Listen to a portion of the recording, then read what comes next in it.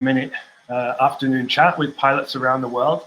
Over the weekend, we had Seba Spina talking about his adventures out in Brazil. And today, we're going to talk to Yael Margelisch, the Swiss pilot. She was the first woman to fly 500 kilometers on either a paraglider or a hang glider. Yael, hello.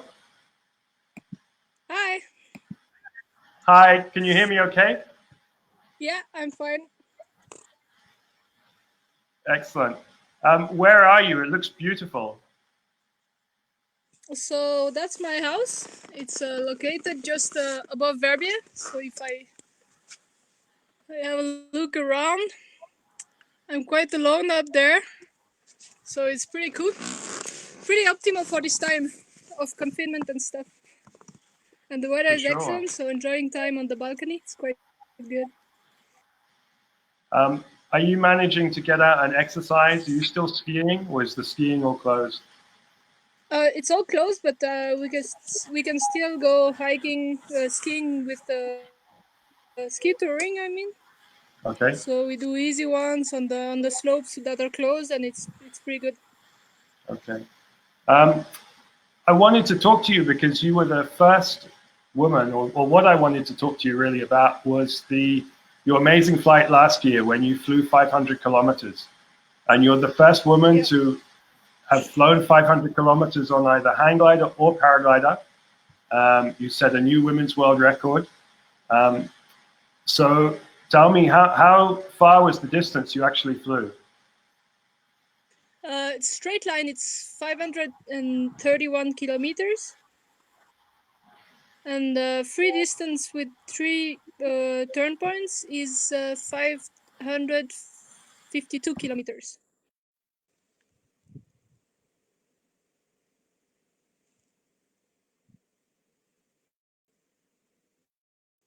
So yeah, when you see that the 3 points makes like a circle, and that makes the free distance. When you take the first point to the last point, and with the 3 others, it's making the free distance with 3 points, turn points.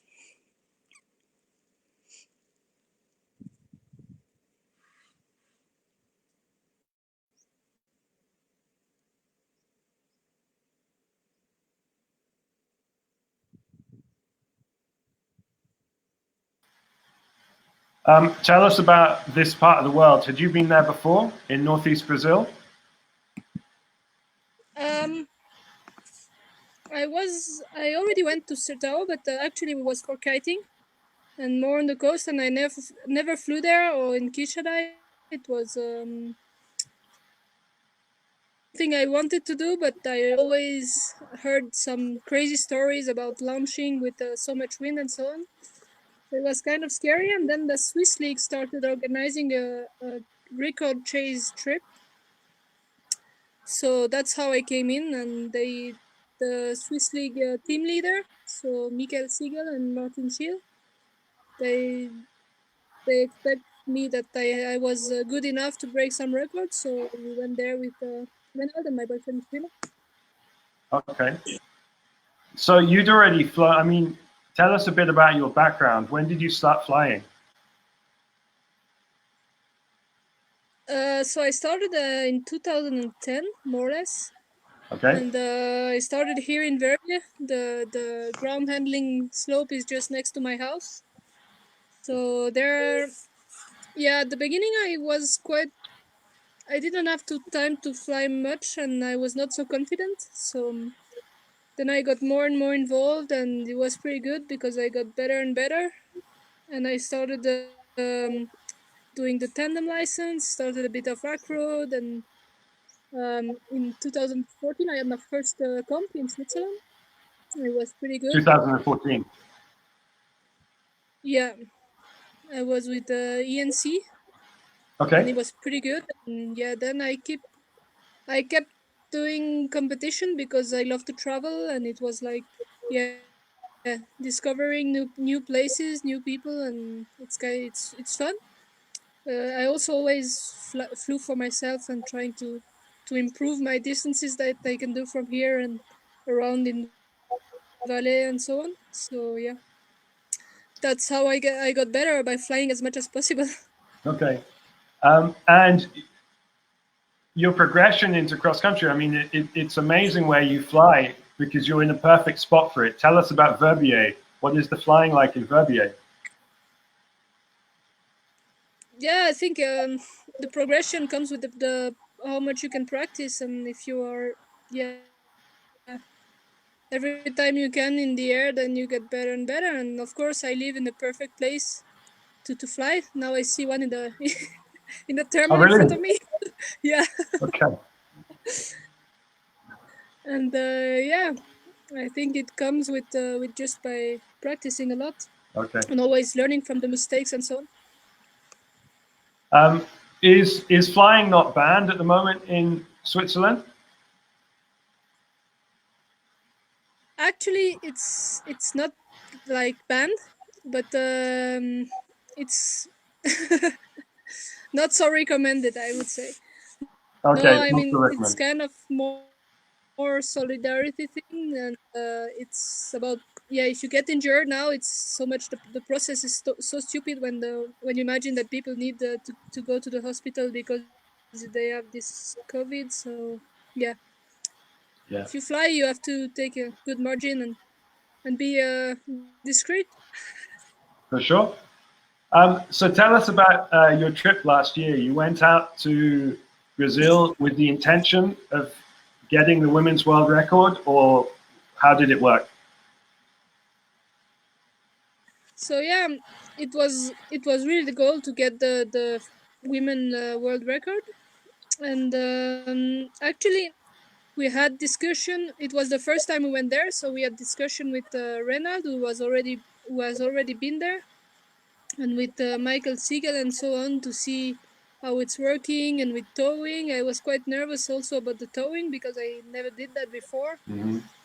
And yeah, then we started the first part of the trip. We didn't have so much wind, so it was good training. We could really see how it was working and so on. And then it got a bit better with more wind, but you still have this two first hours of the day that are so critical because the thermals are so small. It's 7 a.m. in the morning, and you have to find something to get out, and it's taking really a lot of mental strength. And then after, it's more or less flatland flying with a lot of wind, so it's crazy because sometimes you start thermaling somewhere, and then when you are 500 meters higher, you drifted so much that you don't know from where you're coming. Okay. So that's a crazy sensation. And yeah, then we set the I bet the world record the first time with 447. And yeah, Seiko was already also there, and we had the chat together the day that she wanted to do the interview, and she was breaking my record. So it was um, kind of little competition with, but not direct. So it was funny, and I think it was really fun for people to see the live tracking also.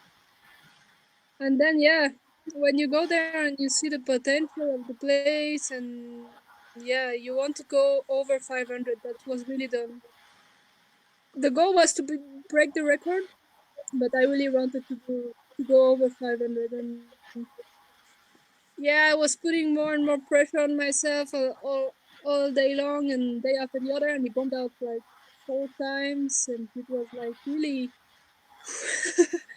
really taking a lot of our nerves. And then yeah, the last day I said, yeah, now it's just, we spoke together with Clemo and Renald, and I said, yeah, we just have to do it for fun and try to forget the numbers. And actually, yeah, I don't know if it's about this small discussion, but it went really well.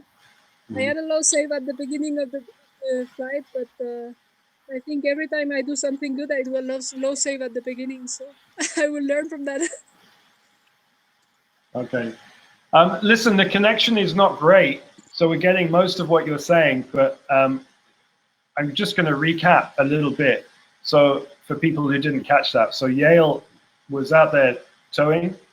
She first of all got a world record at about 450 kilometers, and then Seiko got it, and then she went back out, and it was on your last day that you flew 550 kilometers with 3 time points, wasn't it? Did you expect to fly so far on that last day? No, but actually we had a small table that we set with every hour the distance we made that allows us to do this distance for the whole day. So with 3 columns, and yeah, we saw that we were super fast. Like also Michael Siegel, he said he never had so much wind. Okay. So then when the condition was just perfect and we were at 3,000, that it was 480 k's, I said, yeah, now it's just gliding and let's see how far we go. And we even have some other bubbles, and it was just yeah, like a dream.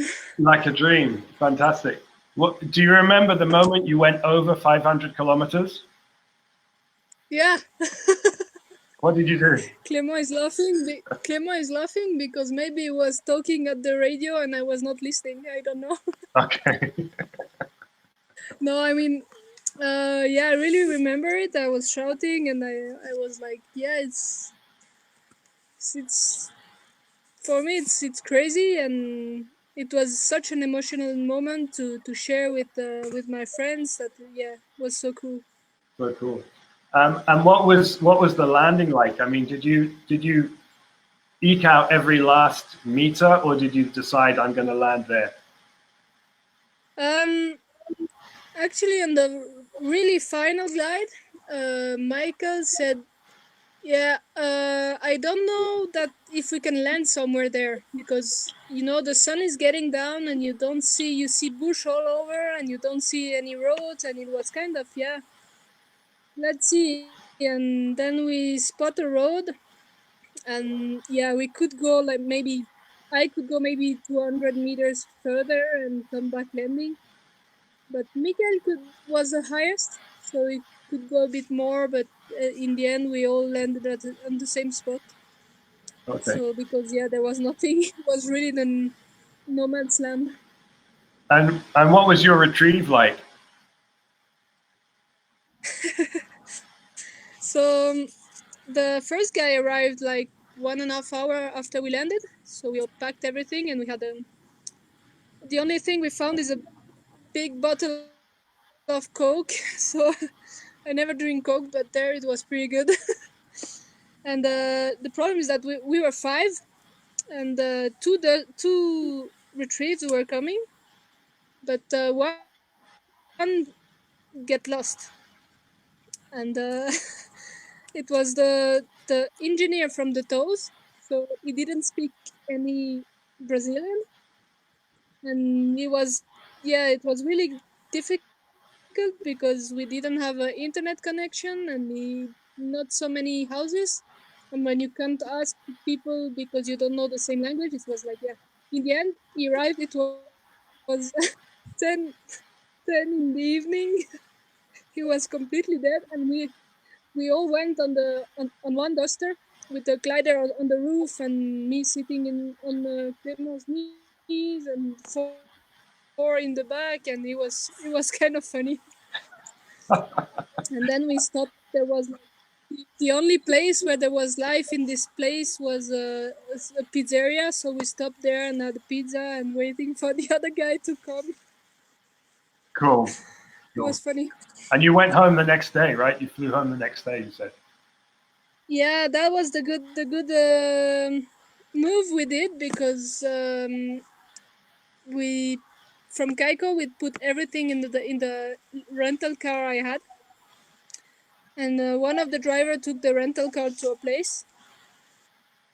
So when we landed, he was waiting for us where we gonna sleep. So it was a motel next to the main road, and there we got our car and our stuff, and we could go straight to Fortaleza airport, and we had like 4 hours and a half driving.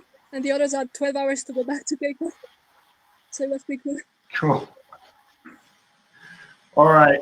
Well, listen, Yael, I'm going to say thank you very much. You told us the story of your 500-kilometer flight very well. Your balcony looks like an amazing place to be.